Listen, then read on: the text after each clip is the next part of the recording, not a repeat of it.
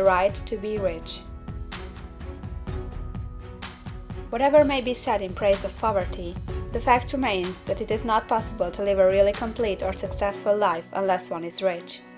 No man can rise to his greatest possible height in talent or soul development unless he has plenty of money.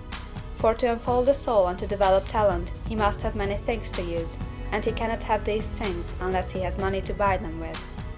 A man develops in mind, soul, and body by making use of things, and society is so organized that man must have money in order to become the possessor of things.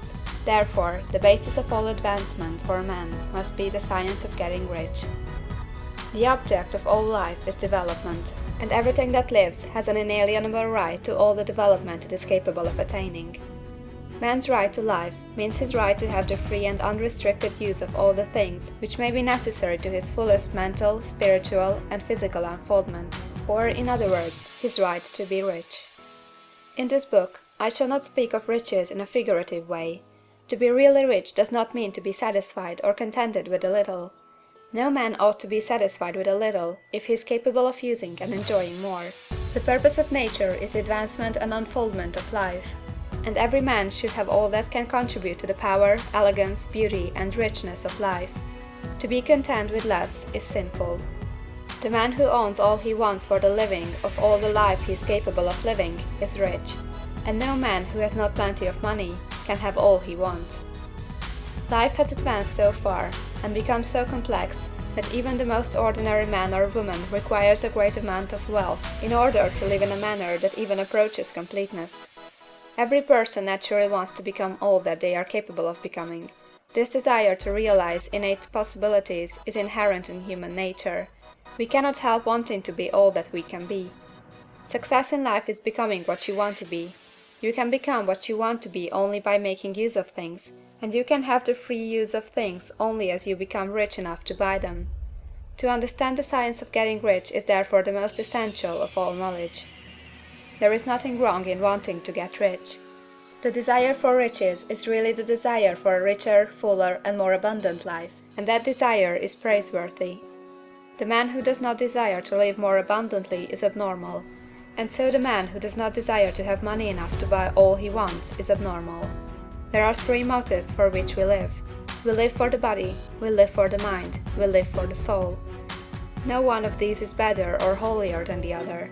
All are alike desirable, and no one of the three, body, mind, or soul, can live fully if either of the others is cut short of full life and expression. It is not right or noble to live only for the soul and deny mind or body, and it is wrong to live for the intellect and deny body or soul.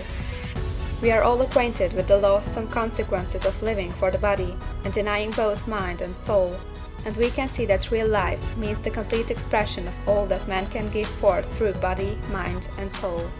Whatever he can say, no man can be really happy or satisfied unless his body is living fully in every function, and unless the same is true for his mind and his soul. Wherever there is unexpressed possibility, or function not performed, there is unsatisfied desire. Desire is possibility seeking expression, or function seeking performance.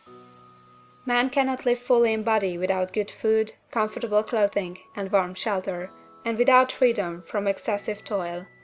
Rest and recreation are also necessary for his physical life. He cannot live fully in mind without books and time to study them, without opportunity to travel and observation, or without intellectual companionship. To live fully in mind, he must have intellectual recreations, and must surround himself with all the objects of art and beauty he is capable of using and appreciating. To live fully in soul, man must have love, and love is denied expression by poverty. A man's highest happiness is found in the bestowal of benefits on those he loves. Love finds its most natural and spontaneous expression in giving. The man who has nothing to give cannot fill his place as a husband or father, as a citizen, or as a man. It is in the use of material things that a man finds full life for his body, develops his mind, and unfolds his soul. It is therefore for supreme importance to him that he should be rich. It is perfectly right that you should desire to be rich. If you are a normal man or woman, you cannot help doing so. It is perfectly right that you should give your best attention to the science of getting rich, for it is the noblest and most necessary of all studies. If you neglect this study, you are derelict in your duty to yourself, to God and humanity. For you can render to God and humanity no greater service than to make the most of yourself.